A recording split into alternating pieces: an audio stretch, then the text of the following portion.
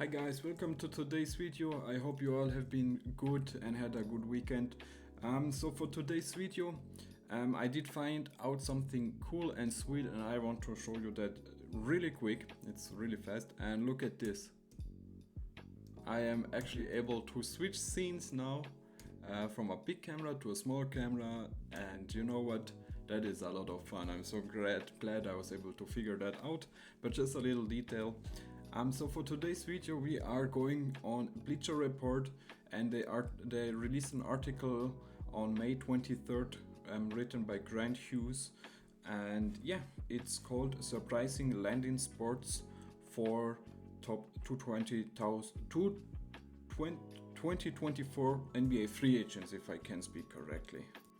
Alright guys, so the first part of the article is Paul George to the Oklahoma City Thunder. I mean, George of course is becoming a free agent this year. He has not signed an extension, which is interesting, I would say.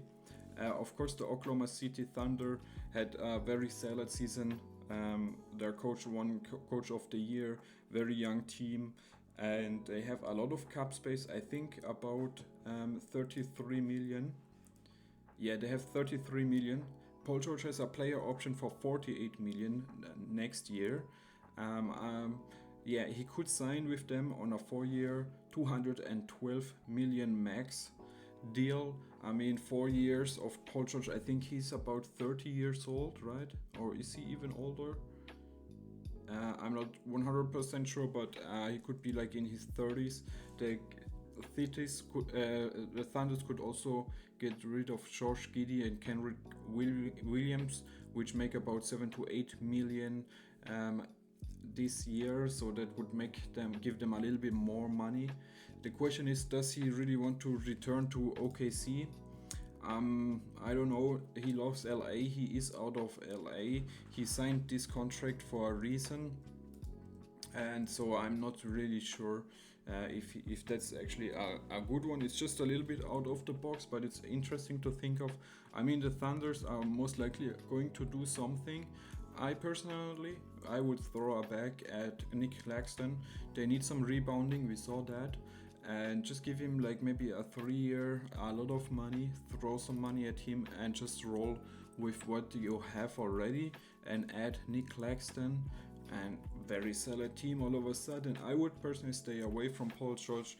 We have seen it before. It didn't really work out with back in the days with Carmelo, CP3 and everything.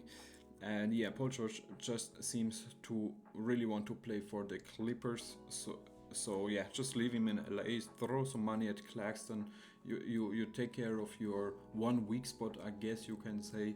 Get some rebounding in, a big center, defensive oriented center. Let the youngsters develop in the offense and take care of the defense. So that's what I would do. Alright guys, so next one up is LeBron James to the Philadelphia 76ers. Alright, and it says on May 14th, Brian Winters said, I think the Lakers are going to give LeBron whatever contract he wants. A 3-year, 162 million, and with a player option of 51 million in the 2024 season. So yeah, and then later a report came out that he's going to remain with the Lakers. And so yeah, there's not many talks about LeBron right now at the moment. Of course, there is the draft with Bronny up.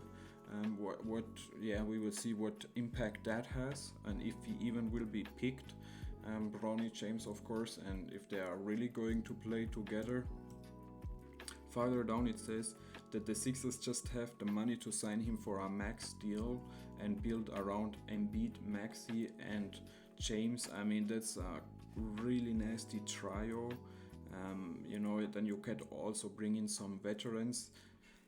Of course, we all thought maybe Philadelphia would be in for the run, but the team I actually think is a sleeper horse is the Cleveland Cavaliers. And yeah, there were some rumors about him going back. Maybe Donovan Mitchell is leaving, or Garland, or both of them, or Allen. They're going to have a very busy off season, and yeah, he could go home once again. And maybe even take some less money. I mean, he is going to be alright with his money. Another team was also always the Golden State Warriors, who seemed to be interested in him playing together with Curry. I mean, that would be really nasty. I hope they would win another championship. I love both of those guys. So very interesting. My opinion is that the Philadelphia Sixers are probably battling with Cleveland for the number 2 seed when it comes to signing LeBron. I think Lakers, LA, is the number 1 seed. I think he really got comfortable there.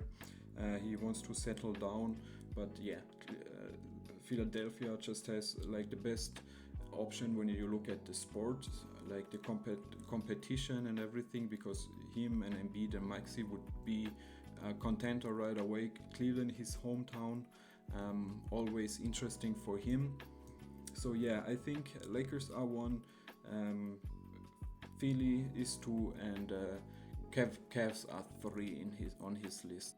Alright guys, the next one is DeMar DeRozan to the Detroit Pistons. Of course, DeRozan also becoming a free agent, had a very solid season, a typical DeRozan season: 24 points, 5.3 assists, 4.3 rebounds per game. So yeah, just typical DeRozan numbers. Of course, the Bulls have been, just 125 wins to 121 losses during the time DeMar played for them.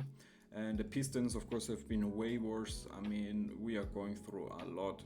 They have not won more than 23 games in any of the last 5 years, so absolutely terrible. Only 14 wins last season. Terrible. There were some reports that Chicago offered a 2-year deal for DeRozan worth about $40 million per season. I mean, that is very hefty, very much money for a 34-year-old guy who, again, has not really put you to the next level, right? And the Bulls are going to be interested anyway. Like, what are they going to do with LaVine? But the article says the Pistons should not be in the market for a 34-year-old non-spacer, and they should try to get more bad contracts and just have a look at younger players, getting some bad contracts with a draft pick maybe. And so they say they should go that round. And you know what? I love DeMar DeRozan. I do think we, the Pistons, we need experienced player at the highest level. I wouldn't mind 1 or 2 years out of DeMar DeRozan, because we have so much young talent. I don't know like how longer you really want to go with this rebuild. So now you get to add another number 5 pick. Maybe you try to get into the Cooper Flag stacks, or Ace Bailey also looks very solid. VG Edgecomb. So the year after this year's draft is very good. So maybe that's what the Pistons front office think. And but I don't know. It just doesn't really add up to basketball the way I love basketball. Like, you should play, you should compete for winning, and this rebuilding phase should be done at some point, right? And we have money to spend, so why not bring in a DeMar DeRozan for 1 or 2 years? And that's what I would do. I love him, he's probably enjoying the Michigan area, and that's my opinion. Alright, the next one is KCP, Kentavious Caldwell-Pope, to the Orlando Magic. And that would be terrible for the Denver Nuggets. The 31-year-old guard has a 15.4 player option for 2024-2025.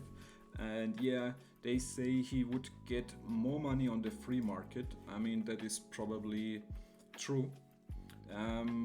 Because the Nuggets cannot pay more than 10 million, because they would get over the, what is it called? The second apron. That's true. Second apron if Reggie Jackson picks up his player option and Vlatko Cancar returns via team option. So then they could just not really sign KCP, and they would have a lot of problems because of that, like when it comes to future trades. So it is a big problem for them, because all of their main young guys or role players like Christian Brown, Peyton Watson, Julian Strother, Jalen Pickett, Hunter Tyson. They are all under 25 and have a very small salary, so they would not have many options to make a trade or anything. And then they say a team like the Magic could make a long-term contract with him, maybe around 100 million. I guess that would mean like 3 or 4 years out of KCP for a total of 100 million. I think it's a little bit high, to be honest. I love KCP, but do you want to spend that much money on him? Because he's 31 years old, he's a role player, very good role player, don't get me wrong. But yeah, 100 million is a lot of money even in today's NBA. So I'm not sure if I would do it. If I'm the Magic, they are supposed to have around 35 million in cap space this year, and they definitely need shooting around Paolo Banchero and Franz Wagner. There was also some talks about Zach LaVine and, you know, Klay Thompson, of course. But the free agent I would really throw a back at is definitely Malik Monk. I think he's very underrated, and you know what? I rather spend this money on Malik Monk. He's much younger. I think he's around 25 years old. I'm not sure if he's able to stay in Sacramento. So before I go for KCP, I bring in Malik Monk. Like, stay away from Klay Thompson, definitely. But also Nick Claxton again would be a solid option at the 5. So yeah, before KCP, I would look at those two guys. That's my opinion, guys. Alright guys, so the last part of the article, it says Klay Thompson to the San Antonio Spurs. That's something I have not really thought of, to be honest. They do need some shooting. I was always thinking about a point guard, of course, when I thought about the offseason from the San Antonio Spurs. But I mean, Klay Thompson next to Vassell and Victor Wembanyama and Jeremy Sohan. Yeah, it doesn't sound terrible. The problem is they don't have so much money. They only have about 20 million in cap space.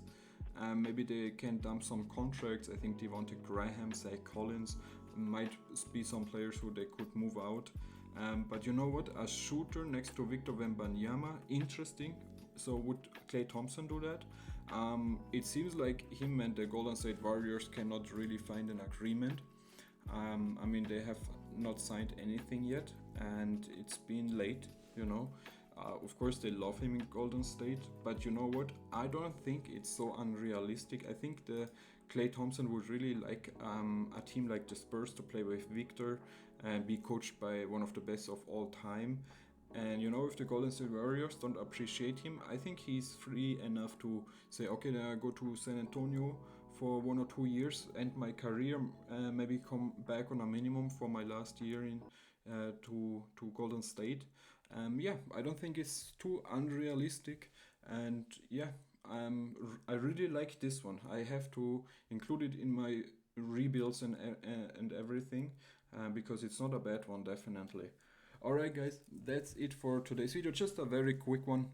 I've been very busy the last days, working a lot, and so yeah, just a quick one. I wanted to catch up on some Bleacher Report articles, and that was my favorite one. So if you enjoyed this video, I would really appreciate if you could leave a like, maybe write a comment. It helps me out a lot. It's very much appreciated, and I love you guys, and I see you at the next one. Peace.